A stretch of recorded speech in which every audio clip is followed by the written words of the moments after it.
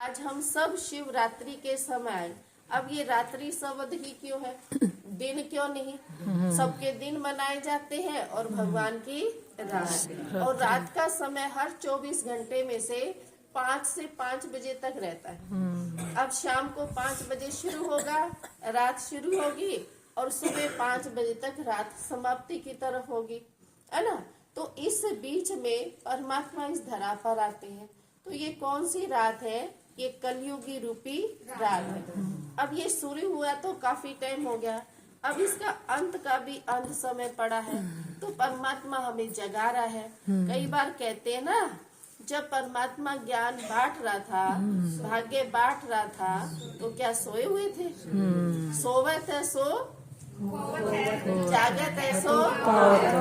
तो अब समय जागने का है या सोने का? जागने का है ना। जो जाग जाएगा वो भगवान से अपना अधिकार ले लेगा, वर्षा ले लेगा। और जो कहेगा अभी तो समय पड़ा है, अभी तो समय पड़ा है, इसका मतलब वो अभी सोया हुआ है। फिर कहता भगवान ने मेरे भाग्य में ऐसा क्या लिख दिया? भगवान ने तो नहीं लिखा, लेकिन मैंने क्या लिखा वो मेरे को ही मिलेगा। क्योंकि हर एक का भाग्य उसके साथ जाता है, दूसरे का भाग्य किसी के साथ नहीं जाता। क्योंकि भगवान का गायन है न्यायकारी, अन्यायकारी नहीं है। अगर मेरा आपको और आपका मेरा को दे दे, ये इंसानों का काम है, परमात्मा का और देवताओं का काम नहीं है। क्योंकि देवताएं भी अच्छा कर्म करते हैं, काम करते हैं, और परमात्मा तो है ही कल्याणकारी, वो हर आत्मा का कल्याण करते हैं। फिर ऐसा क्यों? एक इतनी भाग्यशाली है कि उसका पूरा शरीर परफेक्ट है, उसकी मन बुद्धि परफेक्ट है, उनके परिवार वाले सारे अच्छे, कमाई बहुत अच्छी है, और उसी के साथ उसी की बहन का भाग्य ऐसा है कि उसका सब कुछ खराब है। तो ये क्या भगवान ने लिखा या उसके माँ बाप ने लिखा? कहते ना, माँ बाप तो जन्म के पाल, उसके कर्म के साथी नहीं। तो ये कर्म तो कहीं ना कहीं उसी का ही है ना। तो इस समय परमात्मा चाहता है कि मेरा एक एक बच्चा राजा बच्चा बन जाए, फिर मुझे वो उल्हाना ना दे। लेकिन कई बार बच्चे भी बड़े ढीठ होते हैं। आपके भी घरों में 4-5 बच्चे होंगे, किसी के 2 होंगे, आप दोनों को ही पीछे पड़े रहते हो, पढ़ ले बेटा, पढ़ ले बेटा, कर ले कुछ, नहीं तो आगे, है ना। और उसमें से एक पढ़ लिख ले और एक ना पढ़े लिखे तो क्या होगा? माँ बाप को ज्यादा किसकी चिंता रहती है? उसकी जो ना पढ़ा लिखा कम है, जिसके पाँव पे थोड़ा कम खड़ा है, या कुछ उसके पास साधन या कुछ ऐसा सहयोग कम है, उसकी ज्यादा चिंता रहती है। इसी प्रकार परमात्मा को आज हमारी चिंता, पशु पक्षियों की चिंता नहीं है। सुदेश बैत बता रही थी ना कि पशु पक्षी तो फिर भी खुश है, अच्छे हैं, लेकिन आज सबसे ज्यादा दुखी कौन है? मंदिरों में भीड़ किसकी है? इंसानों की। डॉक्टरों के पास भीड़ किसकी है? इंसानों की। अदालतों में भीड़ किसकी है? इंसानों की। सब किसकी भीड़ लगी हुई है? इंसान। तो इसका मतलब सबसे ज्यादा दुखी कौन है? इंसान। सबसे ज्यादा पंगे कौन करता है? इंसान। मनुष्य करता है। तो सुधारने की या सुधरने की भी जरूरत किसको है? इंसान। मनुष्य की है। तो परमात्मा को भी हम सब पे दया आई, ये उसकी कृपा है कि वो हम मनुष्य आत्माओं को जगाने के लिए आते हैं। इसलिए उसको रात को आना पड़ा, है ना। इसलिए उनकी महिमा में भी रात्रि शब्द है, शिव रात्रि। तो ये कलयुगी रूपी रात्रि है, जिस समय परमात्मा एक साधारण तन में आते हैं। अगर श्री कृष्ण के तन में आते तो सारे भक्त उनके चरणों में ही पड़े रहते, उनको फूल माला ही चढ़ाते रहते, उनको भोग ही लगा रहते, तो ज्ञान कब सुनाता? वो जगाता कब? क्योंकि जगाने के लिए, पढ़ाई के लिए एकांत चाहिए। जब बच्चों का पेपर होता है तो बच्चा एकांत में जाके पढ़ता है, क्योंकि स्टडी अच्छी होगी, याददाश्त अच्छी बनी रहेगी, जो पढ़ा है वो याद रहेगा, या जो पढ़ रहा वो ध्यान से पढ़ेगा। कहीं धूमधाम मची हो, भीड़ भड़ाका हो, भजन कीर्तन चल रहे हो, क्या वहाँ पढ़ाई हो सकती है? क्या पढ़ाने वाला अच्छे से पढ़ा सकता है? तो परमात्मा ने समझा ये रात्रि शब्द जो है ना, रात का समय, ये बहुत अच्छा है। इसमें सब बच्चे क्या होते, घर के सो जाते हैं और बच्चा अकेला पढ़ता है। इसलिए आजकल बच्चों के भी संस्कार देखो कैसे हैं, रात के 2-2 बजे तक पढ़ते हैं। क्यों? 2 बजे तक का समय जो उनको एकदम फ्री मिलता है। 10-12 बजे से 2 बजे तक का समय कोई डिस्टर्ब नहीं होते, और वो एकांत में बच्चा पढ़ता है। जिसको पढ़ लिखना है वो किसी के कहने से नहीं पढ़ता, और जिसको नहीं पढ़ना वो पीछे पड़े रहो तो भी नहीं पढ़ना। तो ये समय भी ऐसा है, क्योंकि आज हम सब जगह चक्कर लगाकर देख लिया, कहीं भी हमें सुख शांति नहीं मिली, कहीं भी हमारे पाप कटे नहीं, पाप और बढ़ गए। तो जब परमात्मा की शरण में आते हैं तो हमारे पाप बढ़ते नहीं है, हमारे पाप कम होने शुरू हो जाते हैं, कटने शुरू हो जाते हैं, क्योंकि पाप कटेश्वर एक परम पिता परमात्मा ही है। जब उस पाप कटवेश्वर से हम बुद्धि योग जोड़ेंगे तो हमारे पाप भी कटने शुरू हो जाएंगे। कहते परमात्मा एक अग्नि का काम करता है, और अग्नि में कुछ भी डालो क्या होता है, अग्नि क्या क्या करती है, पकाती भी है, जलाती भी है, पकाती भी है, और भी क्या करती है, तपाती भी है, तपाती भी है, और शुद्धिकरण भी करती है, रोशनी भी करती है। तो आग कितना काम करती है, इसलिए परमात्मा को कहा वो हजारों सूर्यों से भी तेजोमय है। उसका तेज इतना है कि अगर हमारी आत्मा का कनेक्शन उसके साथ जुड़ जाए तो हमारी आत्मा आज काली हो गई है। सबकी आत्मा कैसी हो गई है, काली हो गई। बैटरी जब मोबाइल की डाउन हो जाती है तो उसकी शक्ल कैसी होती है, काली हो जाती है, और जब चार्ज होती है तो उसकी शक्ल कैसी हो जाती है, गोरी हो जाती है।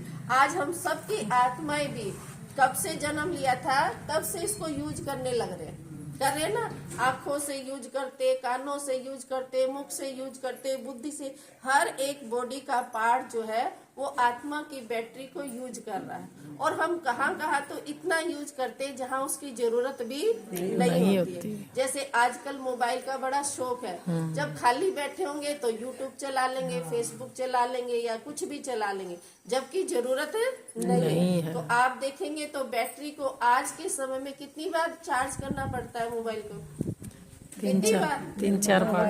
और पहले जब इतने छोटे छोटे खिलौने थे हमारे पास, रात में भी चार्ज खिलौने थे, तो उसको कितनी बार चार्ज करते थे, एक बार चार्ज करें। जब बड़े बड़े खिलौने आ गए तो उसको कितनी बार चार्ज करते, 4-5 बार। इतनी टेंशन हमें और किसी बात की नहीं होती जितनी टेंशन हमें तब होती है जब मोबाइल डिस्चार्ज हो जाता है, मोबाइल की बैटरी डाउन हो जाती है। होती है या नहीं होती है? और किसी चीज की इतनी चिंता नहीं होती, फटाफट कहेंगे वो लगा दो, है ना। आज हम सोचे एक स्थूल डब्बे की हमें इतनी चिंता है, लेकिन परमात्मा ने ये चैतन्य डब्बा दिया है और इसके अंदर भी एक बैटरी दी है। इस बैटरी को चार्ज करने की भी इतनी लगन, इतनी चिंता, इतनी फिक्र है, इतना दूसरों को कहते हैं, इतना ध्यान देते हैं, नहीं देते ना। तो आप सोचिए जिस दिन इस डिब्बे की बैटरी बिल्कुल डाउन होगी तो क्या हाल होगा हमारा। तो परमात्मा कहता है समय से पहले इसको चार्ज कर लो। अगर समय से पहले इसको चार्ज कर लेंगे तो हमारे अंदर वो चेतना बनी रहेगी, उमंग उत्साह बना रहेगा, और समय पर पहले काम कर लेंगे तो हमें अनेकों की आशीर्वाद मिलेगी, और अनेकों की आशीर्वाद हमारे ये जो कहते हैं ना खाता, दुआओं का खाता भरपूर हो जाएगा।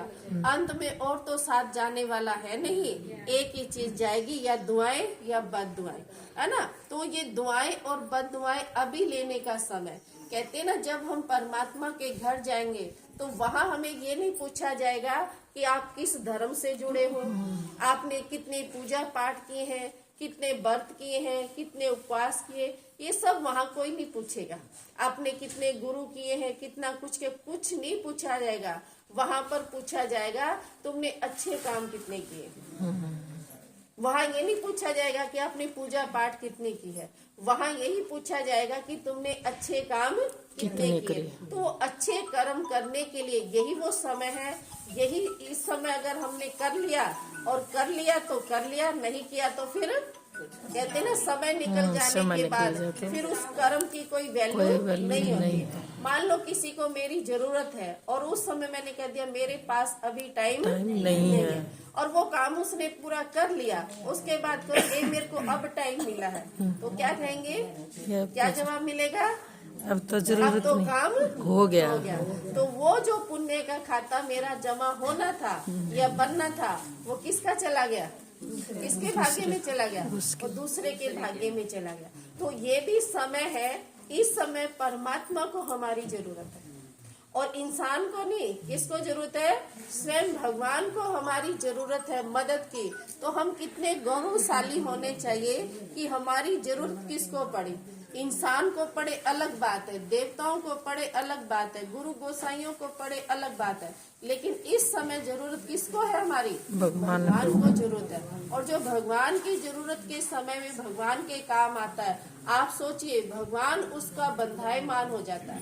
भगवान फिर उसके काम में कभी भी रुकावट आने नहीं देता। रुकावट आने से पहले उसकी मदद के लिए वो तैयार हो जाता है। लेकिन किसके लिए तैयार खड़ा होगा?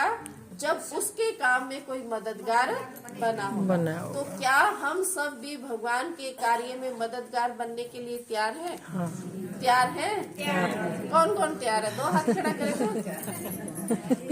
और भगवान ने कुछ ऐसा मांग लिया तो सोच समझ के हाथ खड़ा करे, ऐसे ही खड़ा कर दिया, है ना?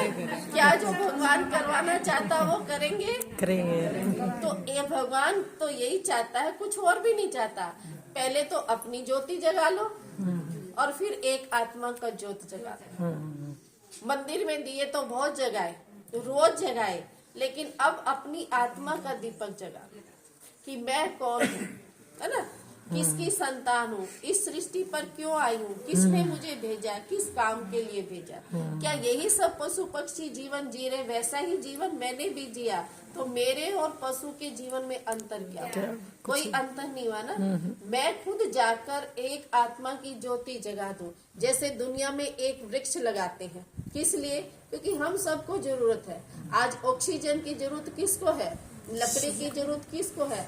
फल की जरूरत किसको है? प्रकृति को धुएं को शुद्ध करना हो, धुआं भी शुद्ध होएगा तो वो वायु भी किसको काम आएगी? मेरे को ही काम आएगी ना। इसी प्रकार अगर मैं जाग जाऊंगी तो मैं अपने जीवन को सुधारूंगी, मेरे अंदर परिवर्तन आएगा, तो मेरे परिवर्तन से अनेक आत्माओं के जीवन में परिवर्तन आएगा। वो परिवर्तन ही इस सृष्टि को परिवर्तन करेगा। आज हम कहते हैं कि दुनिया बहुत खराब है। कौन कौन मानता है दुनिया खराब है? सभी मानते हैं दुनिया खराब। ये दुनिया खराब हुई क्यों है? हमने को सोचते हैं। अच्छा, ये कौन कौन मानता है पहले दुनिया बहुत अच्छी थी? ये सब मानते हैं। सब मानते हैं? सब मानते। पहले दुनिया बहुत अच्छी थी। इसका मतलब पहले जो रहने वाले थे वो बहुत अच्छे थे। हाँ, बात तो यही ना। पहले रहने वाले जो इंसान थे वो बहुत अच्छे रहेंगे। तो आज के जो रहने वाले इंसान है वो क्या हो गए? जंग लाग हो गया। सोच के बताना। सोच खराब होगी, सोच खराब के कारण दुनिया खराब होगी। बताना, क्योंकि उसमें हम खुद शामिल है या नहीं? खुद, हाँ, खुद शामिल है। दूसरों को तो नहीं कुछ कह सकते, क्योंकि जो सोया हुआ है उसको तो हम कुछ कह नहीं सकते, लेकिन जो जाग गया है वो तो अपने आप को सावधान कर सकता है ना। तो हमें खुद जागना है, अपनी सोच को बदलना है। अपनी सोच को बदलेंगे तब हम दूसरों की सोच को बदलेंगे। कहते ना, आज कोई कहने से नहीं बदलता। आप उसको कहिए आप बदल जाओ, नहीं बदलेगा। लेकिन मैं बदल जाऊंगी, मेरे अंदर कोई बुराई है। एक व्यक्ति आता था जो बहुत शराब पीता था, बहुत बीड़ी पीता था, बहुत लड़ाई झगड़े करता था।